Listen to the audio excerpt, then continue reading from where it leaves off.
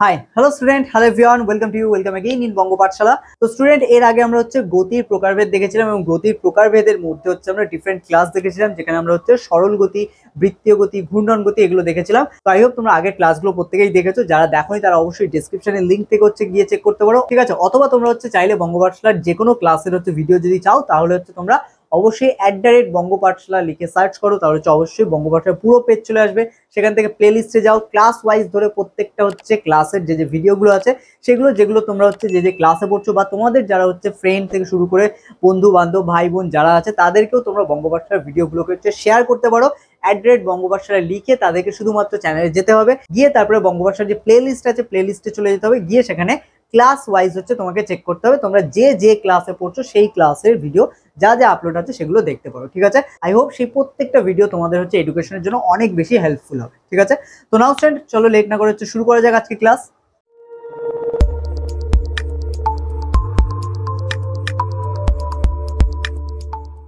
তো স্টুডেন্ট, আজকে আমরা ফার্স্ট যে ক্লাস করবো, আমরা কি বললাম যে আজকে আমরা মিশ্র গতি শিখতে চলেছি, ঠিক আছে। তাহলে আমরা ফার্স্টে আজকে হেডিং দেবো কি, মিশ্র গতি। তো দেখো, মিশ্র গতির মধ্যে আমাদের সিম্পল মনে রাখতে হবে, যখন সরল গতি এবং বৃত্তাকার গতি যখন দুটো একসাথে হবে এবং যখন কোনো গতির মধ্যে এই দুটো একসাথে দেখা যাবে, তখন তাকে আমরা বলবো মিশ্র গতি, ঠিক আছে। তাহলে চলো দেখা যাক। ফার্স্ট আমরা একটু ডেফিনেশন লিখে নিই।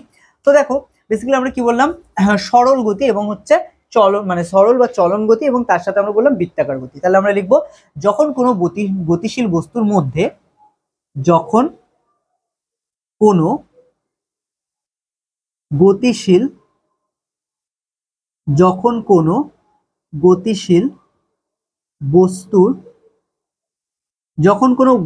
বস্তুর মধ্যে সরল গতি ও যখন কোনো গতিশীল বস্তুর মধ্যে সরল গতি ও বৃত্তাকার গতি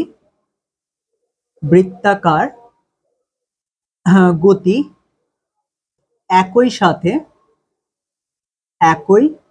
সাথে দেখা যায়, বৃত্তাকার গতি একই সাথে দেখা যায়। তাহলে আমরা কি বললাম, যখন কোনো গতিশীল বস্তুর মধ্যে সরল গতি ও বৃত্তাকার গতি একই সাথে দেখা যায়, তখন ওই গতিশীল বস্তুর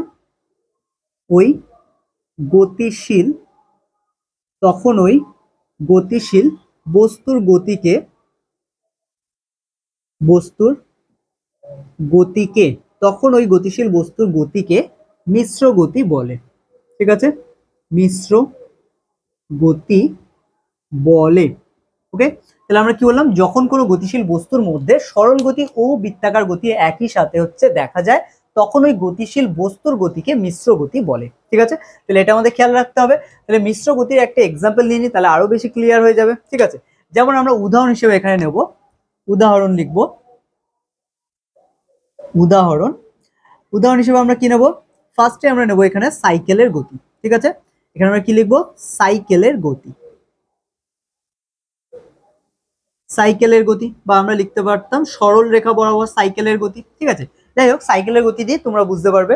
তো দেখো, সাইকেলের গতি যদি দেখা হয়, তাহলে এখানে দেখা যাবে দুটো জিনিস ঘটে, ঠিক আছে। সাইকেলের যে চাকা, সাইকেলের গতি না দিয়ে আমি সাইকেলের চাকার গতি দিই, আরো ভালো হবে, ঠিক আছে। তো দেখো, সাইকেলের চাকার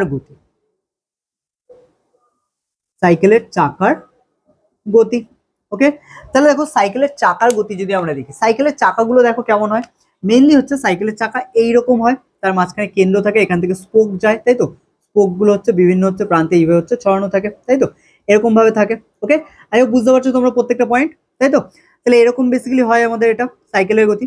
তো দেখো, এখানে আমাদের সাইকেলটা যখন একটি সমতল বরাবর যাচ্ছে, তখন কি হচ্ছে, এটা একটা সরলরেখা বরাবর চলছে, তাহলে এটা কি এক ধরনের সরল গতি। কোথায় ছিল, সরল গতি দেখা যাচ্ছে, ঠিক আছে। একইভাবে তাহলে এটা একসাথে কি দেখাচ্ছে, সরল গতি দেখাচ্ছে, এবং তার সাথে সাথে আমাদের বৃত্তাকার গতিও এখানে তার সাথে সাথে দেখাচ্ছে। বৃত্তাকার গতির মধ্যে আমরা দু ধরনের গতি দেখেছিলাম, একটাকে আমরা বলেছিলাম বৃত্তীয় গতি, আর একটাকে ঘূর্ণন গতি, ঠিক আছে।